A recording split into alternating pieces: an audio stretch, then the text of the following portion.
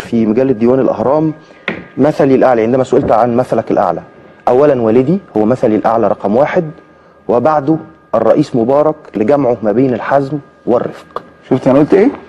ولا زلت أقولها لك وآخر يوم في حياتي أقولها لك، ولا زلت أقولها لك وآخر يوم في حياتي أقولها لك.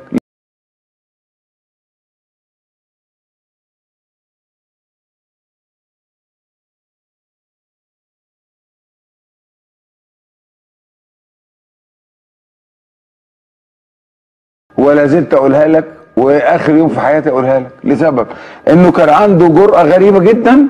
ده بشر، ده احنا دي يجب ان نكون بقى دغري بقى في كلامنا.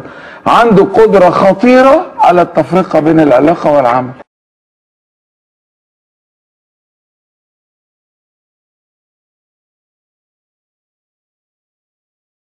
ولا زلت اقولها لك واخر يوم في حياتي اقولها لك.